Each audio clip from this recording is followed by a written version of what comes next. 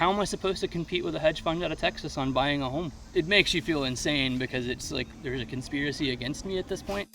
If you're looking for a place to live right now, you face a radically different housing market than people did even just 15 years ago. Home prices have gone up, rents have gone up, evictions have increased, and a whole group of would-be home buyers has been priced out of homeownership, becoming permanent renters. People want to own the American dream. They don't want to rent the American dream. They've been replaced by an industry that treats our communities and neighborhoods like a day trader treats stocks, just something to buy and sell to maximize return. It's been catastrophic. Really just a few firms have been able to target and corner the market here. Their business model is built on exploitation and on having a very uneven playing field tilted in their favor. So who exactly is behind this? We went to the cities at the center of this crisis to understand how single-family homes became big business.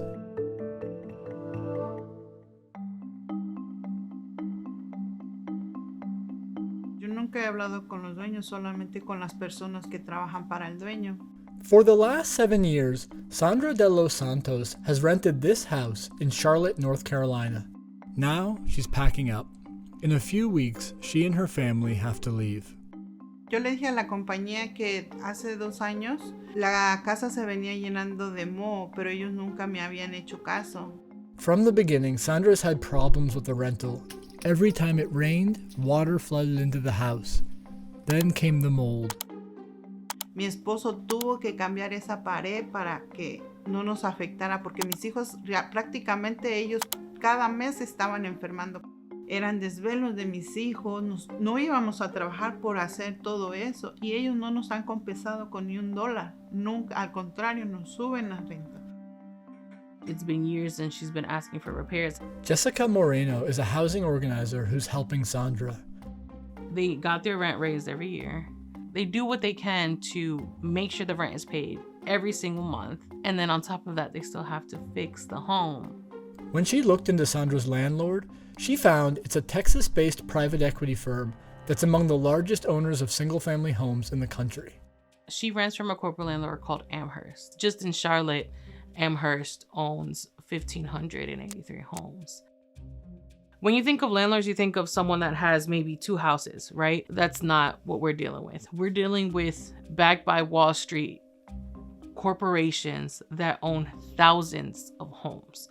Sandra says she spent $25,000 repairing the house, and Amherst hasn't paid her back for any of it. They actually have an office here in Charlotte, which we went to, and it's 2 suites that are filled with boxes. No one's there. After Sandra protested publicly, the company finally contacted her and sent an inspector to the house. Then they offered her $2,000 to leave. It's a slap in the face. Of course, she said no, she wasn't gonna take that. Then they said that she would have to leave at the end of her lease. She was forced out of her community, and a lot of people are under that situation. This is a problem that didn't exist 10 or 15 years ago. Taylor Shelton is a geographer who maps the ownership of single-family homes. Prior to the 2008 foreclosure crisis, large corporations were really not involved in the single-family rental market at all. After the 2008 crash, Wall Street saw an opportunity in millions of foreclosed homes, especially in the Sun Belt cities hardest hit. What the foreclosure crisis presented was a mass of available inventory for extremely cheap.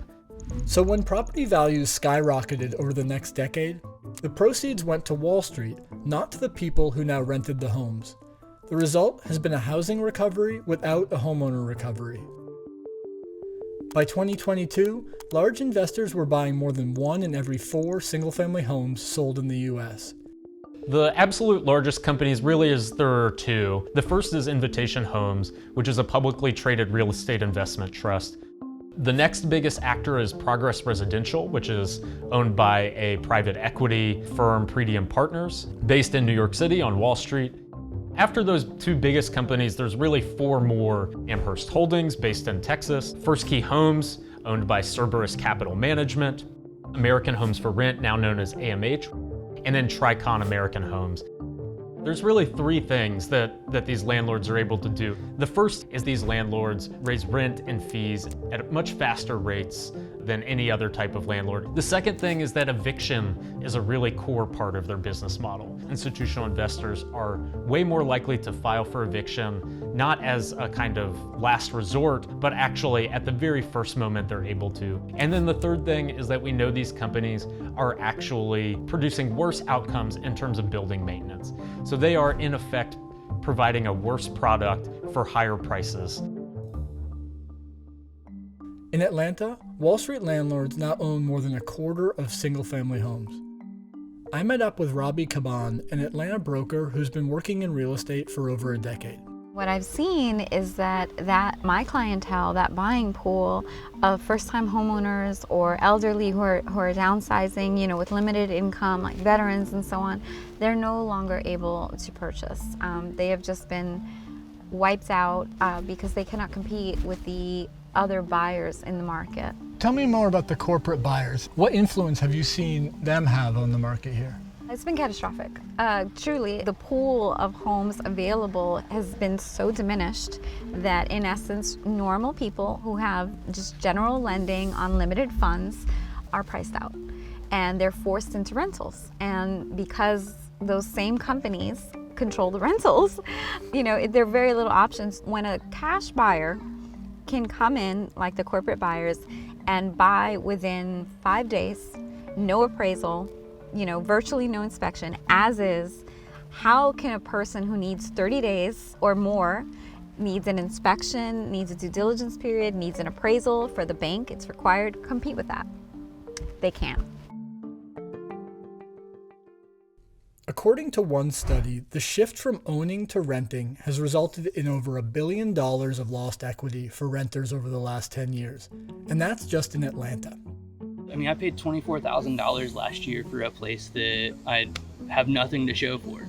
Austin Hunter is a cabinet maker whose last 3 landlords have been different investment firms, most recently First Key Homes.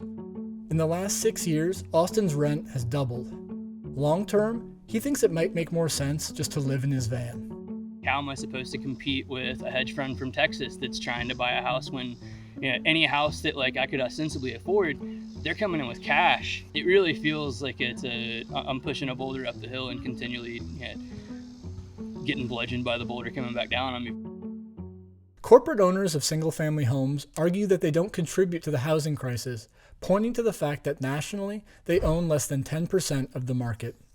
But if you're looking for a place to live, the market you care about isn't national. It's one neighborhood versus another. And in some cities, these firms are building local monopolies. The way these companies' business practices have evolved is essentially to avoid competing with one another through this geographic targeting. Invitation Homes tends to purchase in, on average, wealthier and whiter communities. Progress and Main Street Renewal tend to focus on somewhat poor, predominantly black neighborhoods. In some neighborhoods, it's upwards of 50 or even 75% of all single-family rentals are owned by these large Wall Street investors. That element of market power is really significant in the way these companies operate, really meaning that if you want to live in a given neighborhood, you're forced into working with a single landlord. Today, my administration is sending a very clear message to the corporate landlords. In July, the Biden-Harris administration announced a new plan to slow rent increases. We are going to cap rent increases at no more than 5% a year, period. The proposal follows another effort by Democrats in Congress to address corporate landlords' control over the housing market. We should get the hedge funds out of the housing business. Senator Merkley's bill would cap ownership at 100 properties and make corporate landlords sell the rest in 10 years. But so far, no legislation has been brought up for a vote. Corporate ownership of single-family homes is hardly the only problem with our housing system. But the way Wall Street has siphoned up neighborhoods that were once a path to building wealth for working people, it's really one of the clearest examples of the fundamental problem. We value money, not people. That's what this system says. We value money, not people.